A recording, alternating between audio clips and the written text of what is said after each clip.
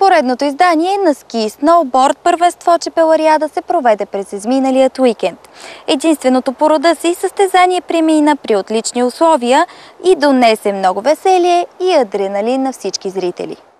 Организаторите на състезанието Чепелариада и тази година изненадаха с много интересно трасе. Около 350 участника преминаха през старта на надпреварата.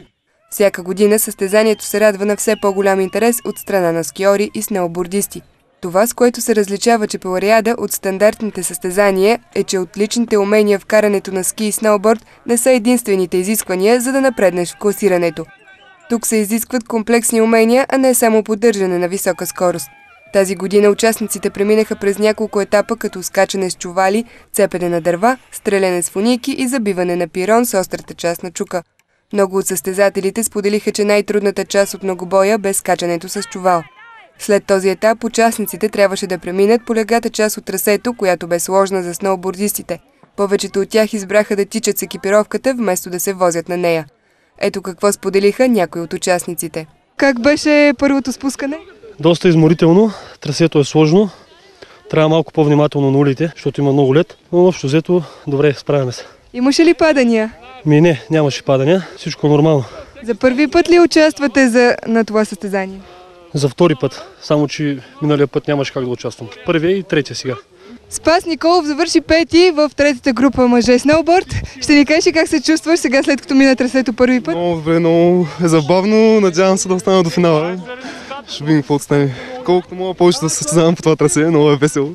Харесва ти трасето, така? Да, много. Има адреналин, има забава, има всякакви неща, много е добро. Кой от етапите най-много ти хареса? Ами с фуник си май. Защо? Стрелянето с фуник, защото като малък много съм играл. И припомних, успях да оцеля втория път. Първа серия жени ски завършиха. Николета Сотирова завърши четвърта. Как се чувстваш с този резултат? Доста добре. Може по-напред, но се паднах точно на едно място и се позавъртях и точно след това беше равно и ми се уби скоростта и заради това така стана, но ще видим сега на финала. Как ти се стори пистата? Доста е по-изорана, лед, хубаво е да имаш кантове и добре, забавно е, затова сме тук да се забавляваме, не толкова заради състезанието. Организаторите и партньорите на мероприятието бяха подготвили награди и изненади за победителите в различните категории до 6-то място. Борислав Хаджиев спечели надпреварата в дисциплината ски, а при жените победи Марина Терзийска. В сноуборда шампиони станаха Антон Кефилев и Живка Озунова. Четиримата имат повече от 2 участия в Чепелариада, но за първи път печелят първото място. Пълното класиране и интервюта с всички призьори може да гледате в предаването Актуално всеки четвъртък от 20.